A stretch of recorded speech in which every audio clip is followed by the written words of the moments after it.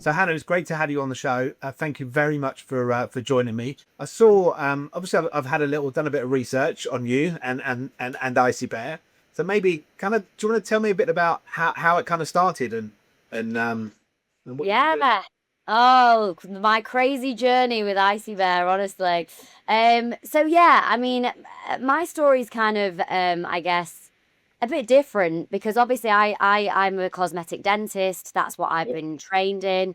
yeah, And I did a lot of years at uni and then got onto a reality TV show. And I think I always, I guess when I was in practice, I always felt that I had a lot of patients that I would see for, cosmetic dentistry, whitening, veneers, all those kind of things. And a lot of people would always ask me, what products do I use? Like, what should I use? What's out there on the market to give me yeah, sort of great results at home? And I really struggled to actually like, tell my patients because I feel like other than like Colgate and like, Sensodyne and those grandfather brands that have been around for donkey's years, there just wasn't really like, a luxury oral care, product range. So, yeah, so anyway, long story short, I got onto a reality TV show and that was interesting to say the least. yeah, I bet.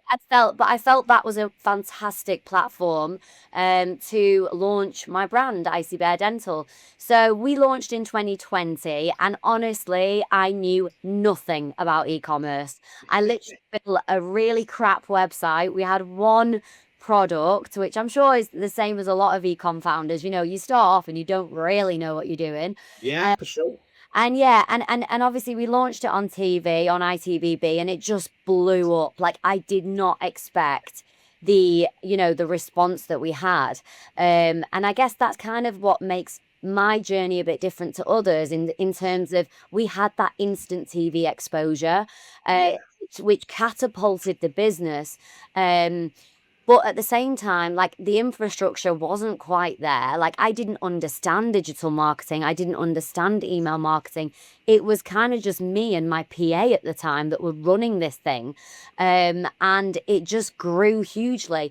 So year one, the sales were incredible. We did really, really well. And then year two, things started to, the hype of it died down and yeah, sure. things started to dry up. The sales weren't there. Yeah, And, by the end of year two, I was thinking, shit, like we are not in a good place here. yeah, And that's when I really started to, watch my YouTube videos and get stuck into the world of ecom. sure. Yeah, And it's only been in the last 12 months that I've down tools to everything else. Like, so I don't work in practice anymore. yeah, My practice pretty much runs itself, which is great. yeah. I left the show as a full-time housewife, and then I just was like, right, this is it. I am This in is your business. Yeah. and this is my business. And in the last 12 months, we've managed to 10x the business. So Have you? Wow, that's yeah, amazing. Yeah, yeah, that's it's really it's good. crazy. Like the growth is ridiculous. Yeah. Uh, Yeah, And that's really good to hear. And I think a lot of what we're going to be talking about is growth centered, if you like, and yeah, talking about the challenges you've had. And obviously, like your background, you're almost thrown into e-com, weren't you? Really? yeah.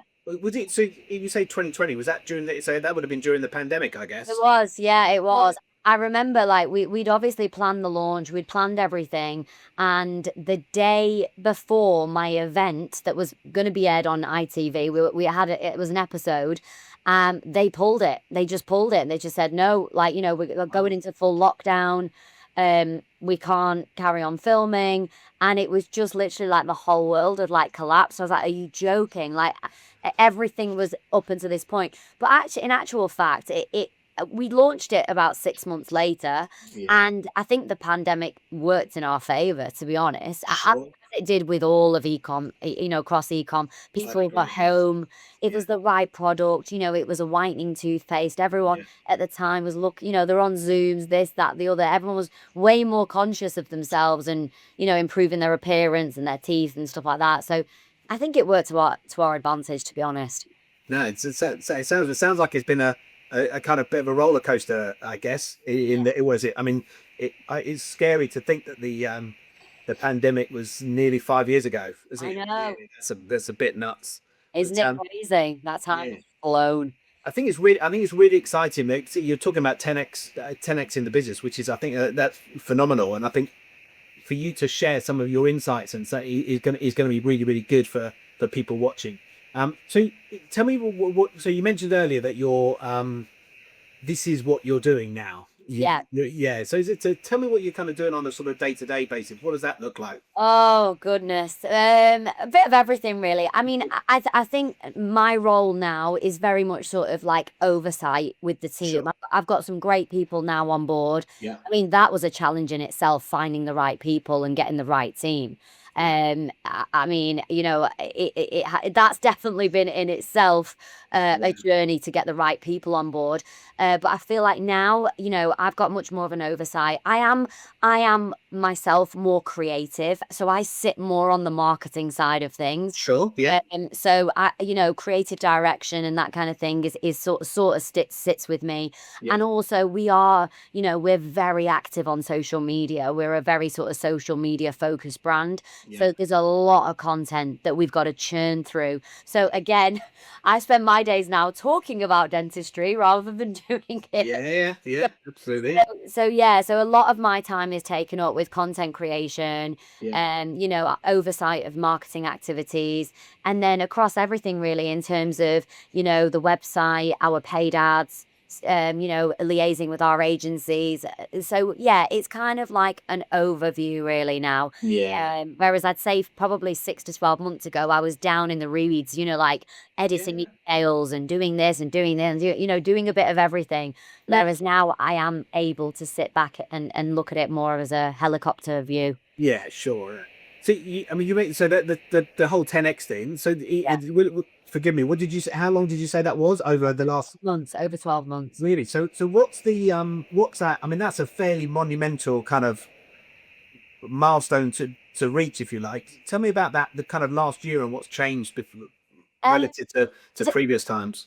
to be honest, Kevin, I think the big thing was I started to educate myself in Sure. every element of my Yeah. business. Like I didn't want I was sick to death of getting on calls with agencies and people, and they were talking about AMER, CPAs, cost per acquisition, ROI, and it was like a foreign language to me. I was like, Exactly. what are you Yeah. talking Yeah. about? Like, and they're giving you all this spiel, and you're kind of looking at your bank account, and then you're looking at this, and you're going, this doesn't really add up. So I spent a lot of time educating myself. So Sure. I Yeah. started watching all the YouTube videos, all these Silicon Valley guys, all about paid ads, paid media. Yeah. And I sat on Klaviyo Academy and did the whole of the Klaviyo Academy Okay. myself. Well done. So yeah, because I was like, I need to understand it. Yeah. How can I give direction if I don't understand it myself? Yeah. So I think, educating myself in all areas of ecom was the biggest, most monumental thing that I did that transformed the business. Yeah. Suddenly, I was talking to our email agency saying, how have you segmented our list?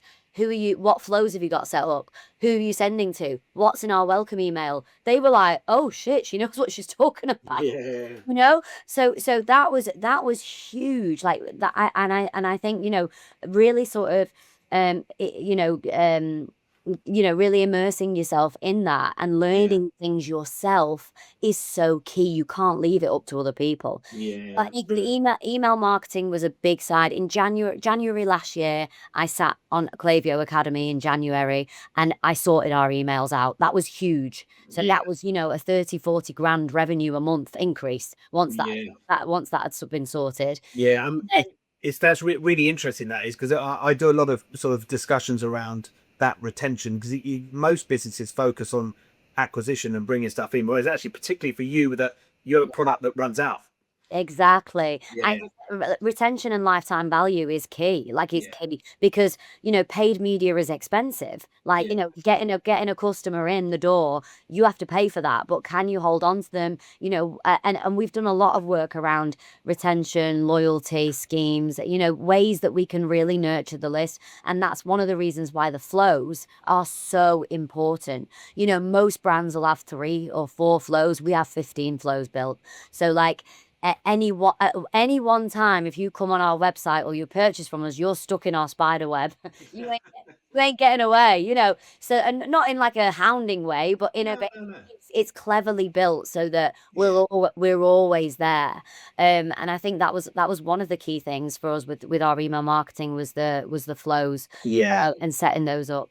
But the other thing I think that has contributed massively to our 10x is paid media and understanding it, inside out, understanding, what those target AMERs are, target ROAS, Yeah. all of those metrics that you've got to be on top of and understand as a business owner. Yeah. Is it, you could be running ads at a loss. You could be running ads at a 10% profit margin. You've got to know, you've just got to know what you're doing with your paid ads. Yeah, so going back to that biggest growth moment, I guess what you're saying is, I mean, it's a combination of everything ultimately, isn't it? Yeah. But what that the retention thing is you're saying was probably the biggest, but then the kind of coming next would be the acquisition, if you like. Yeah, so Yeah. I mean, I just see it like a clock, right? And there's Yeah. cogs, and every part of the business is a cog. So at the moment, like, okay, our email marketing cog Yeah. back in January got fixed, but then you've got six other cogs that you've got to look at. And I think, yeah, in terms of contributing to our 10x, I think definitely email marketing retention was a big part of it. And the second thing was paid media. Like, we were able to scale so fast once we got the paid ads right. And Yeah. again, I did a lot of studying around the paid ads in terms of Yeah. creatives, the hooks, the bodies, the call to actions, how short they need to be, how, we've done a lot of work in perfecting our paid ad strategy and finding the right agency. I kissed a lot of frogs Yeah, sure. Yeah. before I got to, people that I thought, actually, shit, they understand they understand the right language, and I can speak to them and I have a good relationship with them. Because I think a lot of founders have problems with agencies, like it's a common thing that people say, oh, agent. But actually, agencies 9 times out of 10 aren't the problem. The problem is that a lot of the times people don't understand those things themselves. So Yeah. they can't really they can't Yeah. communicate with the agencies as effectively as they could be. Do you think there's a place for we certainly with Gravytrain, there's a place for, I mean, what we try and do is we try and educate our clients so that they actually understand. But do you think there's a trend amongst agencies to kind of overuse buzzwords and talk as though the client just understands, whereas actually most e-commerce founders come from a product background rather than a marketing background, so they'll know their product inside out, they know how it's put together, all those types of things. Yeah. Yeah, I mean, listen, I was a victim of that loads. I used to get on these calls, and they would, like I said, they would be throwing little, AMER and ROI and Yeah. EPA, like it's all a different language, and when you don't really know what they're talking about, it's kind of like they just show you some green graphs that look like it's going up, and like, oh, this ROI is really good.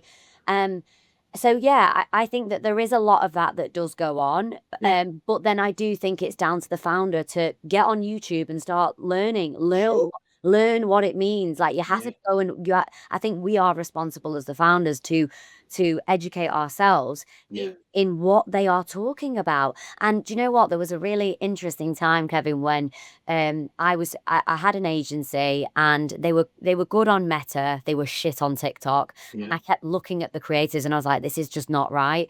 And there was a point where I said, right, I don't want you to do the TikTok ads anymore.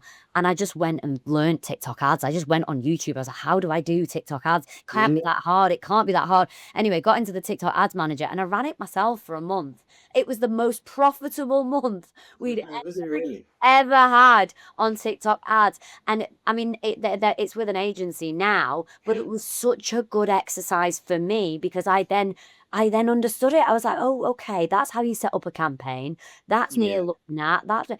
And then when you've now got people that you're working with, you can go, oh yeah, no, actually, mate, I went into the account and I had a look, and what about that? What about that? And you can question it. When you don't know the questions to ask, it's so difficult. Yeah, you're driving blind. Yeah, I agree. Do you have a natural curiosity to understand how things work yourself? I have a natural curiosity to turn my brand into a multi-million pound business. That's Yeah, what sure. it's Yeah. not. It's not curiosity just because I want to It's the know. drive. Yeah, It yeah. it's the drive. It's the Yeah. drive. And I figured out a long time ago. No one else is going to do it for you. You've got to Yeah. go and do. There's no shortcuts. You've Yeah. got to go. You've got to spend the time. You've got to educate yourself, and it's hard. It's not easy. Like I'd say the last year. I mean, last year. I dedicated my life to it. Like Yeah. I dedicate my life to it. Like It's outside you. It's you, basically. yeah, and it's great to have, people in place and teams, but again, even when you're hiring someone, what questions are you asking them? Do you even understand what they're supposed to be doing? You know what I mean? Like, Yeah. yeah. No, I get it completely.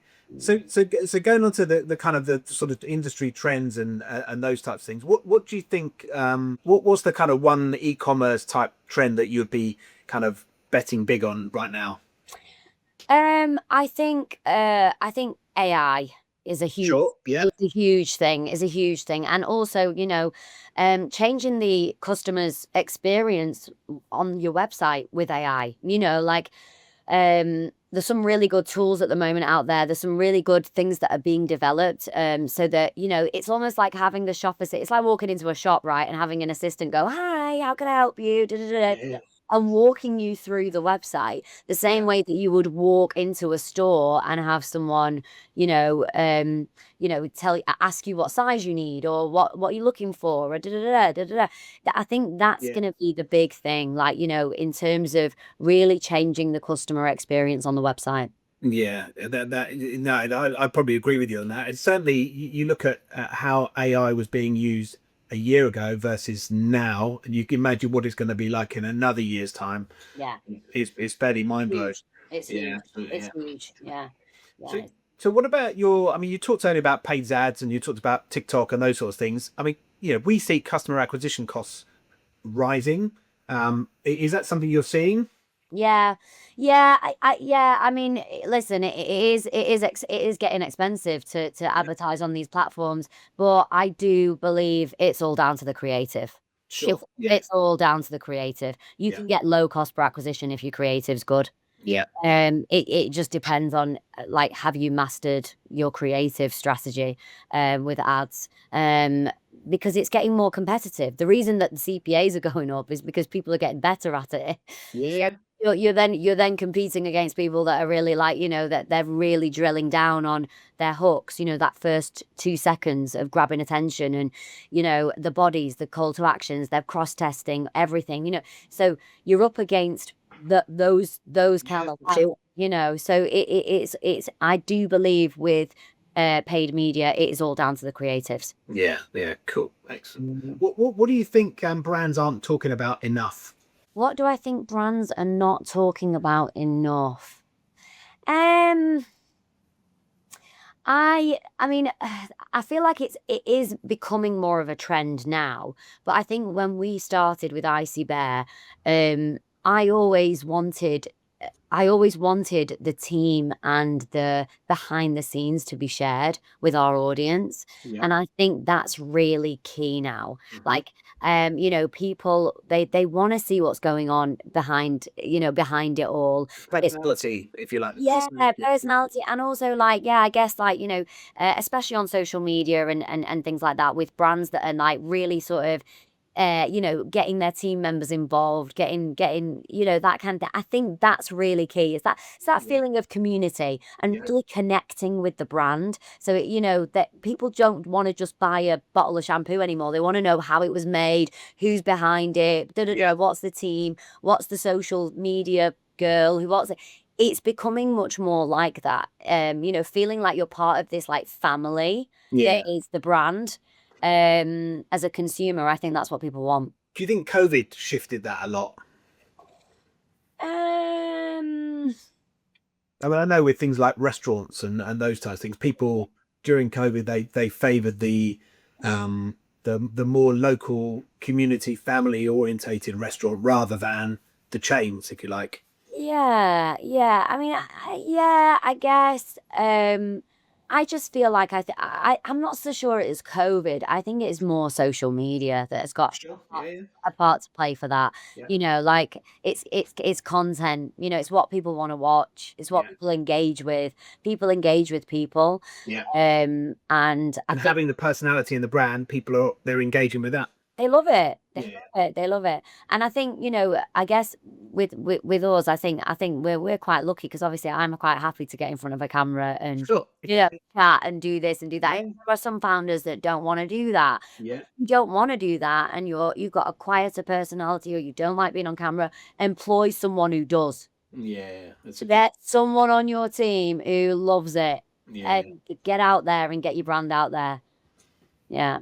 Cool, excellent. We talked earlier about some of the challenges and growth. What do you think of all the things? Would you say it was it's still the retention side of things from that's the Yeah. Well, I think that the challenges, I guess, are yeah, okay, yeah. So retention, obviously, that whole part of the puzzle, right? yeah That keeping the customer. When do they? And it's all about data, really. Like you can find out, how often they're buying your product, at what point are they coming back, when to retarget them. You can find all of this. You've got the data is there. it's at your disposal. Yeah, Yeah, it's at your disposal. It's all on Google Analytics, GA4. It's all there. It's all there for you to have a look at. I think in terms of like challenges as a whole, as an ecom, brand owner, I think is, keeping up with everything, time, and you have to be dedicated. And there have been so many times, Kevin, when I've wanted to give up, honestly. really. Yeah, So many times I've just been like, what am I doing? Like, this is consuming me. Like, oh my God, like all my friends are out with their kids and I'm sat here doing this. And it just, yeah, I think it's the determination. I think a lot of people give up, and I think yeah. you have to just kind of, at every speed bump, you've just got to take the gear down and go get over it and crack on. And it's hard. Yes. That's the hard part, I think, is banging on the drum until until you Yeah. get where you want to be. Yeah, and I think that there are brands that succeed, there are brands that don't succeed. It depends on what you define as succeed. You clearly you're a very driven person, and you're gonna keep going. Yeah, I won't stop. I won't Yeah, stop. yeah. No, I think that's great. What if you had one piece of advice to other ecom founders who are looking to scale, what would that be? My one piece of advice would be, educate yourself. Yeah, yeah, Educate yourself. Do not rely on agencies or other people telling you X, Y, and Z. Like I really do believe the pivotal turning point for my business was when I started to learn you about get about, stuck. about everything. You need to Yeah, understand everything. yeah, It's not, and I know it's hard. I mean, listen, it was hard for me to go onto Klaviyo and understand how to build an email or how to work on Canva. I'm a dentist. Like I don't have any of these skills. I was like, shit, why didn't I do marketing at uni? I didn't have, I know how to do root canal treatment. I don't know how to. yeah, This yeah. is all like brand new. And if you done marketing at uni, you wouldn't have had the dental one. Yeah, I know exactly, right? So, yeah, thanks dentistry for that. But It's the combination, isn't it? yeah, You've got the knowledge on the product side. That's great. But then what you've done is you've immersed yourself in the other world to achieve success. exactly. Yeah. Exactly. Yeah. And I think that's my one bit of advice is, paid ad strategy. Ads will scale your business, but don't scale until you understand exactly what your profit margins are, what your target ROAS is, what your target CPAs are. You need to look at the financials. You need to make sure that, everything's aligned. And then you can look at your creatives, look at your creative ad strategy, Yeah. and then go for it. That sounds good. What do you think what's the biggest opportunity for you in 2025? we 10x the business last year. I would honestly like to get close to that again this year, and I think we will. We've got a couple of exciting things. We are going into boots, which is huge. Wow, yeah, that's Which big. is huge. Yeah, that's big for us. And yeah, I continue to learn. I mean, listen, I'm still a student at this. I've still got a long way to go. I'm by no means the finished article, but I just got to keep chipping away at it. Yeah, absolutely. I think what's the saying? Every day's a school day. Every day is a school day. Yeah, absolutely. Excellent. Cool. That was brilliant. Thank you very much. I really appreciate that.